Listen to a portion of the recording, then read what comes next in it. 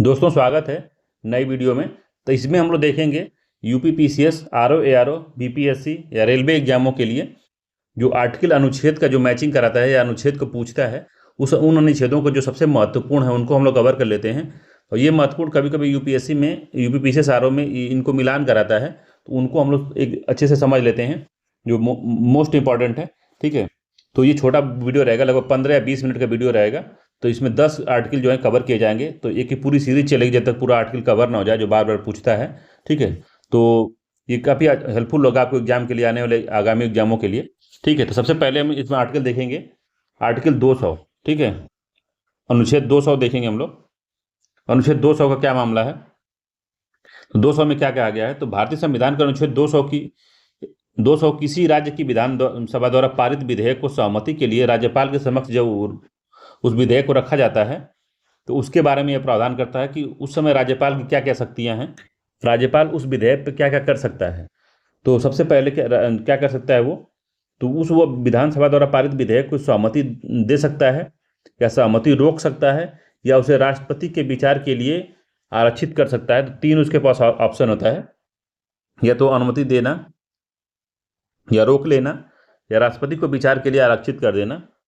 ये जो है आर्टिकल 200 में लिखा गया है, ये तीन चीज़ वो कर सकता है।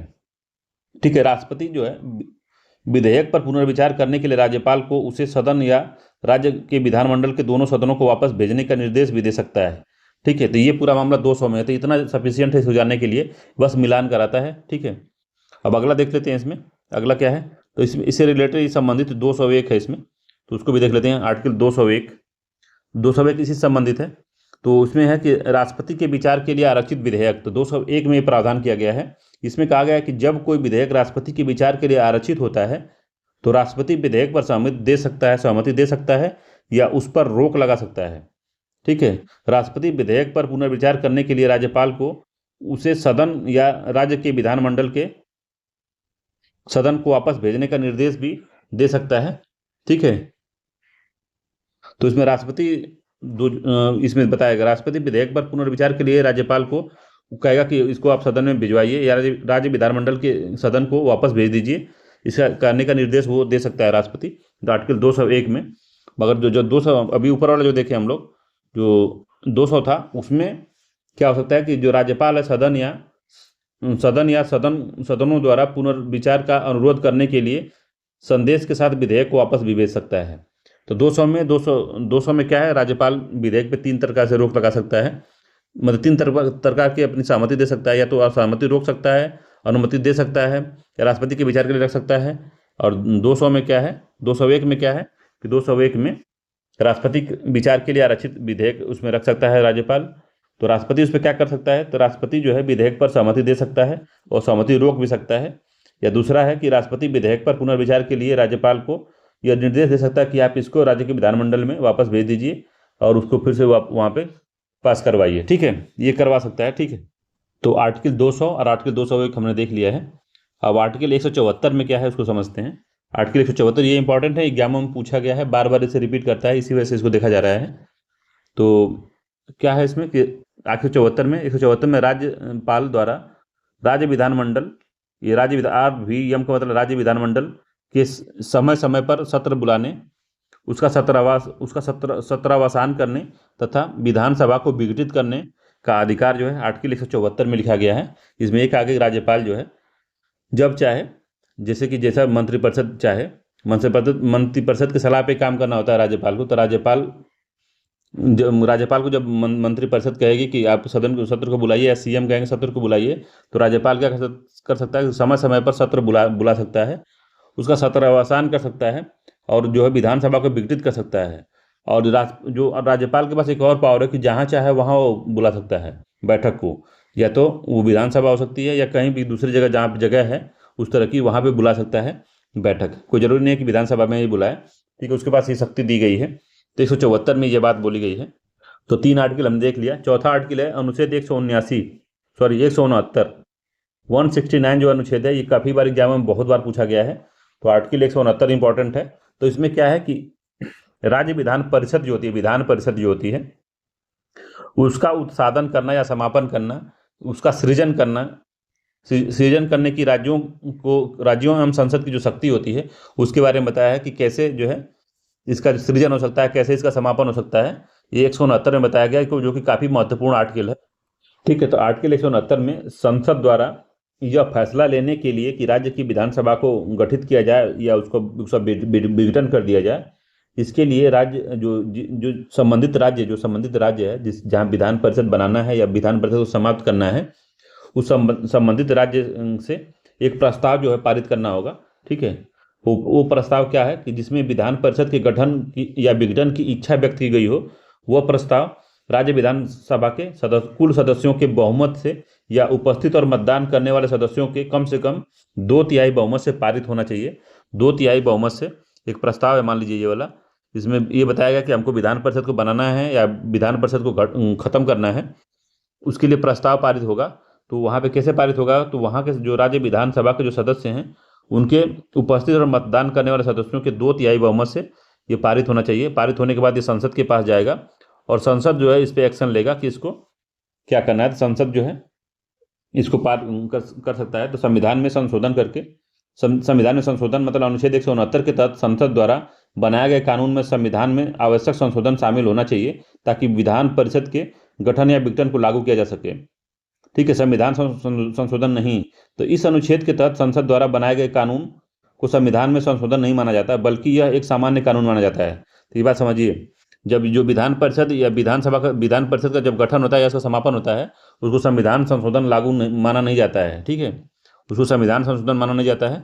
बस ये सिंपल तरीके से राज्य विधानमंडल ये पूछता है एग्जामों में, जो राज्य विधान परिषद है उसका गठन या उसका समापन किस अनुच्छेद में है, तो आर्टिकल 169 में है। ये काफ़ी इंपॉर्टेंट है, कई बार पूछा है तब इसको बताया जा रहा है। ठीक है, 169 खत्म।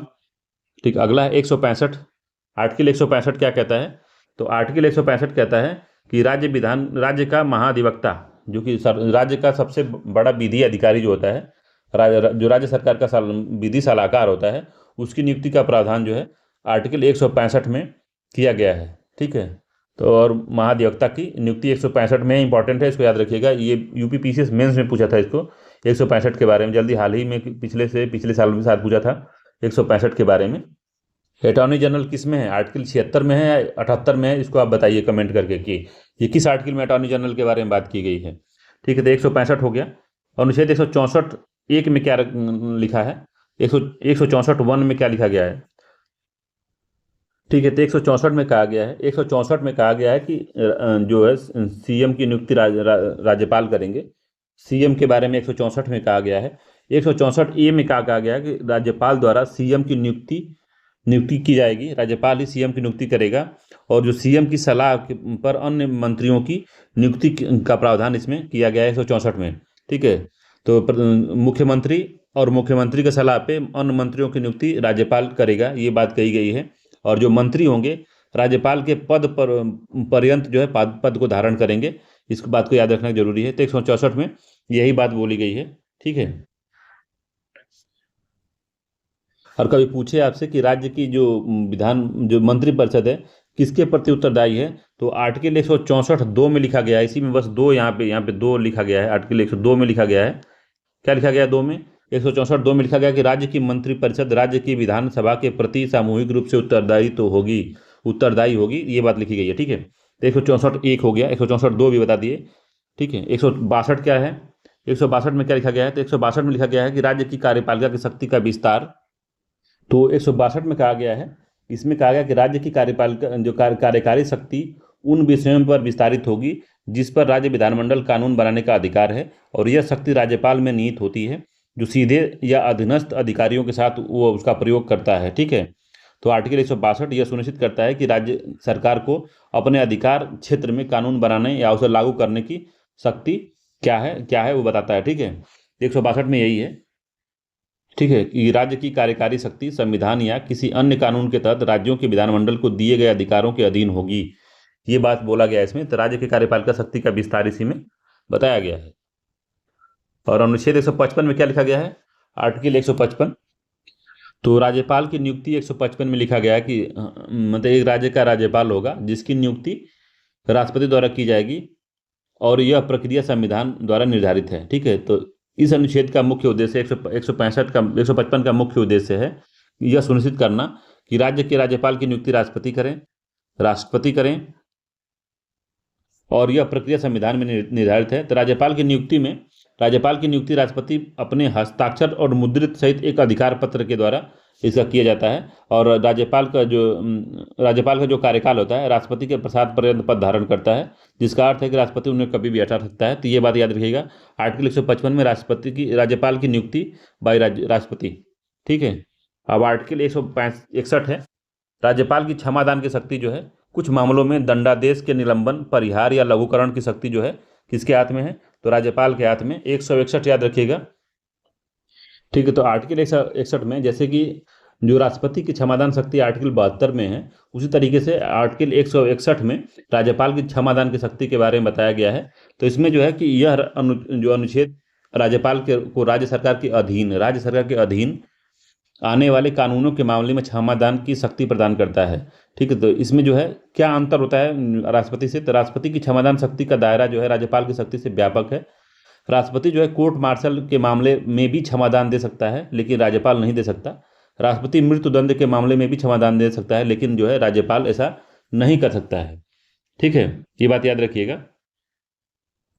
तो राज्यपाल क्या क्या कर सकता है? तो राज्यपाल जो कानून के बस उसके जो राज्य के क्षेत्राधिकार के दायरे में जो भी नियम कानून आता है उसमें वो क्या कर सकता है? तो राज्यपाल 161 में बताया गया कि अपराधों के लिए क्षमा, विलंब, राहत, छूट, निलंबन या दंड में कमी करने का अधिकार है राज्यपाल के पास है। यह प्रावधान राज्य के कार्यकारी न्यायिक कार्यों के बीच संतुलन बनाए रखने के लिए महत्वपूर्ण भूमिका निभाता है। तो आर्टिकल 161 में बस यही गया है कि राज्यपाल की क्षमादान की शक्ति जो है आर्टिकल 161 में बताया गया है। इंपॉर्टेंट है, याद रखिएगा। ठीक है, ये हो गया। 201 हो गया है। 213 क्या है? तो राज्यपाल की अध्यादेश जारी करने की शक्ति जो है 213 में कही गई है। ठीक है, 213।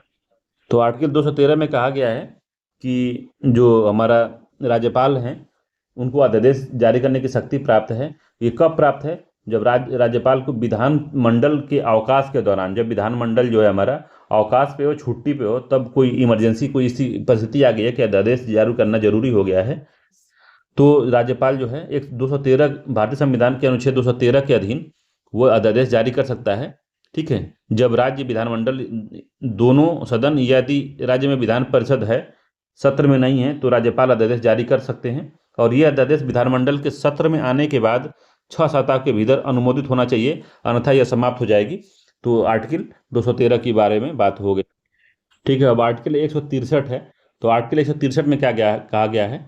तो आर्टिकल 163 में कहा गया है कि जो राज्यपाल है उसकी सहायता और उसको सलाह देने के लिए मंत्रिपरिषद होगी, जिसका प्रधान होगा मुख्यमंत्री। ठीक है, यह अनुच्छेद यह भी बताता है कि राज्यपाल को अपने कार्यों का निष्पादन मंत्रिपरिषद की सलाह के अनुसार करना चाहिए, सिवाय उन मामले के जहां उनके विवेक से कार्य करने की आवश्यकता है।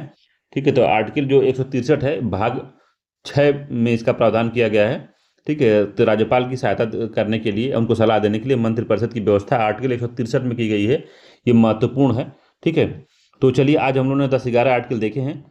1 2 3 4 5 6 7 8 9 10 11 12 आर्टिकल देखे हम लोग। ये काफ़ी इंपॉर्टेंट आर्टिकल है, राज्य से रिलेटेड थे। और भी जो इंपॉर्टेंट आर्टिकल है उसको दूसरे वीडियो में हम लोग देखेंगे। अगर ये वीडियो आपको अच्छा लग रहा हो, नया इनिशिएटिव आपको सही लग रहा हो, तो आप मेरे चैनल को सपोर्ट कर सकते हैं, इस वीडियो को शेयर कर सकते हैं अपने दोस्तों के साथ। तो ये मिलान करने के लिए बहुत ही रामबाण है एकदम से। ठीक है, चलिए मिलते हैं अगले वीडियो में, तब तक के लिए धन्यवाद।